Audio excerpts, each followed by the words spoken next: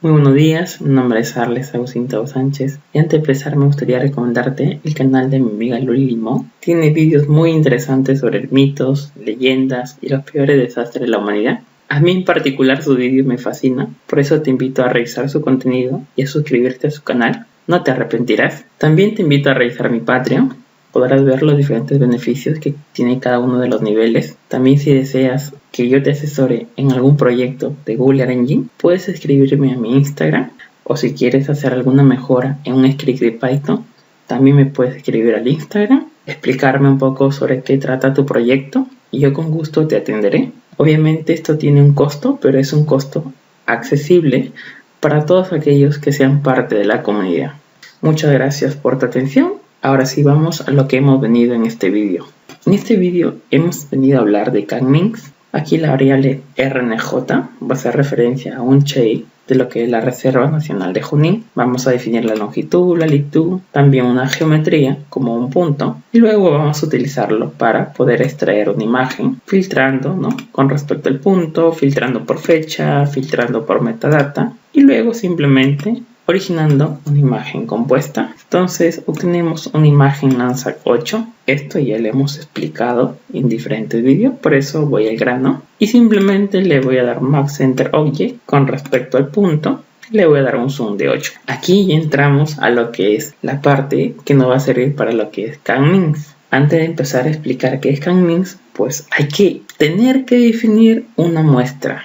Para eso simplemente agarramos nuestra imagen. Hicimos punto sample. Con esto tenemos una muestra de entrenamiento. Justamente todo esto de aquí, que es una función que tiene sus parámetros, que lo vamos a pasar a través de un diccionario, pues simplemente podrán darse cuenta que va a retornar un feature collection. Muy importante, todo lo que vamos a obtener aquí nos va a devolver un feature collection. Y vamos a definir sus parámetros. Necesita tener una región, de donde va a obtener obviamente la muestra. Vamos a indicarle escala, una escala de 30 y vamos a colocar también el número de píxeles aproximado para muestrear. Hay que tener en cuenta que si vamos variando la cantidad de píxeles, evidentemente también el entrenamiento o nuestra muestra de entrenamiento va a dar un resultado u otro, ¿no? Todos sabemos que si agarramos una muestra representativa vamos a obtener justamente algo representativo. Para este ejemplo yo la voy a configurar en 30.000 píxeles. Ya va a depender de ustedes en cuánto lo pueden configurar. No recomiendo configurarlo en menos de 10.000 píxeles, pero también esto va a depender del tamaño o el área que tú estés más o menos tomando la muestra. El área donde yo estoy tomando la muestra tiene más o menos 530 kilómetros cuadrados, ¿no?, que es lo que es la Reserva Nacional de Junín. Entonces hay que tener en consideración esto. Entonces para un área de ese tamaño estoy utilizando 30.000 píxeles. Entonces ya tenemos esto de acá, que es nuestra muestra de entrenamiento. Pues vamos a pasar a lo siguiente. Vamos a definir justamente lo que nos va a permitir hacer lo que es Can-Minx. Pero bueno, ya hemos entrado en muestra de entrenamiento y todo esto, pero no hemos dicho que es Can-Minx. Para poder entrar en detalle podríamos ver qué es lo que necesitamos para ello y cuál es el proceso que se utiliza para poder utilizar este algoritmo. Utilizamos e.clusterer, ¿no? Y ustedes se estarán preguntando, ¿qué es el clustering? Es una tarea que consiste en agrupar un conjunto de objetos no etiquetados en su conjunto de objetos llamados clúster. Es muy importante subrayar esto que dice no etiquetados. Entonces, si no están etiquetados, ¿cómo vamos a hacer la clasificación? ¿Cómo se va a hacer dicha clasificación? Tendríamos que saber primero qué es un clúster. Y un clúster es aquel que está formado por una colección de objetos que son similares o se consideran similares entre sí, pero son distintos respecto a los objetos de otro clúster. Entonces, podríamos hablar de grupos. En el mismo grupo, los elementos conservan las mismas características. Sin embargo, entre los diferentes grupos difieren. Y eso es lo importante de Can-Minx, que no etiquetamos ningún tipo de cobertura, sino simplemente con decirle la cantidad de coberturas que tenemos en nuestra zona, pues intenta agruparlas. Evidentemente, si le pasamos un número aproximado a las coberturas que puedan haber en nuestro ecosistema o en nuestra reserva, en nuestra área de entrenamiento, pues evidentemente vamos a obtener un resultado más fino, ¿no? Entonces va a depender mucho también si nosotros sabemos más o menos las coberturas que existen en la zona, pero no tenemos que decirle qué píxel es qué tipo de cobertura. Por eso es que es no etiquetado. Muy importante. Ahora, entonces, por eso utilizamos e.clusterer.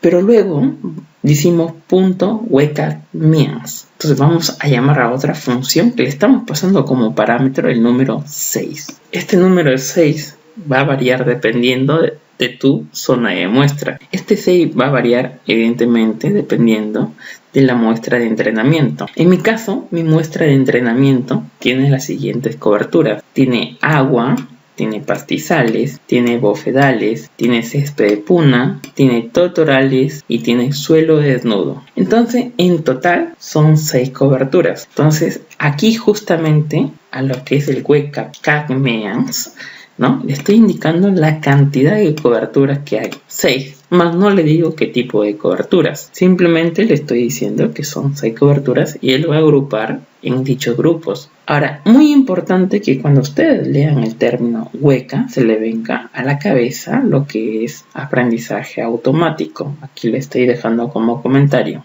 Y evidentemente tienen que saber ¿qué es CAGMEAS? CAGMEAS es un algoritmo de clasificación no supervisada. Muy importante, no supervisada. ¿Okay? No le estoy diciendo qué tipo de cobertura es cada píxel. No le digo. Yo le indico un número de píxeles, le indico simplemente la cantidad de coberturas que hay, más no le digo qué es esto y qué es lo otro. Por eso es no supervisado. Y esto evidentemente es lo que es la clusterización. Evidentemente el parámetro que le estamos pasando aquí justamente en lo que es el wcagmeans es el número de clúster, que ya vimos que es un clúster, ¿no? Son objetos que son similares o se consideran similares entre sí. Entonces, evidentemente aquí lo que he definido como agua, pues evidentemente son aquello que se define tal y como está, ¿no? Puede ser agua de repente de un lago, de una laguna, bofedales al mismo tiempo, ¿no? Césped de puna, totorales y suelo desnudo. El suelo desnudo puede ser de repente suelo con poca vegetación, suelo sin vegetación, podría ser roca también, pero entre sí conservan las mismas características, ¿no? Ahora, si tú quisieras separar en más clases, pues evidentemente tendrías tú que agregarle más clústeres. Entonces te vas separando por más grupos, muy importante eso. Entonces luego digo .train y lo que necesita como parámetro este train, ¿no? Que es para entrenar al clúster, simplemente es un feature. Necesita la colección para entrenar. Entonces lo que necesita es un feature collection. ¿Y dónde tengo mi feature collection? Pues sencillamente lo tengo arriba, donde ya lo había definido. Aquí tengo mi feature collection. Entonces, como ya le doy a la función try mi feature collection, pues ya tengo todo esto. Pues ya está listo, ya tengo mi CAGMEAS. Pero ahora este CAGMEAS, esta variable CAGMEAS, que tiene ya todas las clases, los clústeres, el área entrenado, ya todo, la muestra de entrenamiento. Esta variable CAGMEAS que tiene ya los clústeres, que tiene ya la muestra de entrenamiento, necesitamos aplicarlo a nuestra imagen. Entonces nos vamos y declaramos una variable llamada resultado. Es allí donde vamos a almacenar lo que vamos a obtener de justamente de esta muestra de entrenamiento, aplicarlo a un área mucho más grande. Entonces digo mi imagen lanza 8, la que estamos definida arriba, que es sobre el área justamente que comprende lo que es el lago Chinchaycocha y pues también contiene lo que es la Reserva Nacional de Junín. Lo vamos a recortar con respecto a un área de interés, pero esta área de interés todavía no la hemos definido. Recuerden que lo que había definido es simplemente la reserva de Junín, pero evidentemente ese no va a ser nuestra área a clasificar, ya que eso lo estamos utilizando como muestra. Vamos a seleccionar como área de interés un área mucho más grande para ver cuál es el resultado, para ver cómo se comporta con un área que no tomó como muestra para el entrenamiento. Simplemente digo lo que es clúster, esta función, y le voy a agregar o le voy a aplicar un clúster a una imagen. Pero ese clúster a esa imagen ya lo he definido. Le he definido aquí, e.clusterer, y ahí le he dado todos los parámetros. Y justamente esto es lo que nos ayuda para formar lo que es el CAG-min. Entonces vamos a aplicar este variable CAG-min, ¿no? Le estamos pasando como clúster y sencillamente hasta ahí ya habríamos aplicado lo que es CAG-min. Pero aquí dirán ustedes, oye, pero aquí te falta una función. Random Visualizer. Lo que pasa es que si ustedes no agregan esta función, van a tener todo en una escala de grises. Entonces no van a poder diferenciar entre uno y otro tipo de cobertura. Entonces deberían agregar de manera al menos colores a cada grupo para que se puedan diferenciar. Pero para agregar estos colores podríamos hacerlo de manera aleatoria. Por eso utilizamos lo que es Random Visualizer, que crea una imagen de visualización asignando un color aleatorio. Muy importante. Color no tiene nada que ver con la cobertura. Sencillamente el color es aleatorio. Entonces vamos a agregar esto justamente en map.addLayer. Justamente lo vamos a agregar a lo que es el mapa. Todo esto de aquí pues simplemente nos está devolviendo otra imagen que podríamos agregarlo al mapa. También vamos a ver nuestra área de entrenamiento. Falta algo muy importante, nuestra área de interés. Todavía no la hemos definido. En esta parte de aquí estaría comprendida lo que es nuestra muestra de entrenamiento, lo que es la Reserva Nacional de Junín. Y vamos a utilizar un área mucho más grande donde se va a utilizar esas muestras, ¿no? Para poder hacer la clasificación en la imagen. Pues sencillamente voy a dibujar un rectángulo. Voy a dibujar un rectángulo de aquí, más o menos. Ustedes pueden tomar lo que deseen. Vamos a dibujar un rectángulo de este tamaño. Sencillamente esto de aquí se está importando en la parte superior. Y pues simplemente voy a escribir el nombre, área de interés. Y es muy importante que esta variable área de interés es la que va a recortar nuestra imagen. Entonces por eso le he desactivado, porque cuando se cargue esta imagen, que ya va a estar evidentemente aplicando lo que es CAG-min, pues sencillamente ya voy a permitir recortar eso. Simplemente voy a guardar esto, le voy a dar Run. Bueno, aquí podemos ver que ya nuestra imagen ha sido recortada con la geometría que hemos pasado. Entonces podríamos ver cómo aquí le ha dado los colores de acuerdo a lo que ha podido agrupar. Evidentemente aquí tengo una capa que es mi área de entrenamiento. Aquí van a ver justamente de dónde se han cogido la muestra. Justamente de esta parte que vemos aquí en negrito, ¿no? Delimitando esto, es la Reserva Nacional de Junín. Y de ahí se ha tomado la muestra. Entonces vamos acercándonos para poder ver un poco qué tenemos aquí en la zona. Pues vamos a tratar de colocar una hipótesis de lo que podríamos estar viendo. Yo cojo justamente esta área porque he tenido la oportunidad de visitar el lago Chinchaycocha, de poder saber qué tipo de coberturas hay en la zona, porque es objeto de un trabajo de investigación que hice en ese lugar. Entonces, más o menos conozco el tipo de coberturas que pueden haber. Es muy importante que ustedes, si van a aplicar CAG-min, también conozcan justamente qué tipo de coberturas hay. Y más o menos este algoritmo les va a ayudar, más o menos, a ir a zonas específicas para tomar, por ejemplo, punto georreferenciado del tipo de cobertura que se está viendo en la zona. Entonces es muy importante al menos poder identificar cuáles son esas zonas donde podrían estar nuestro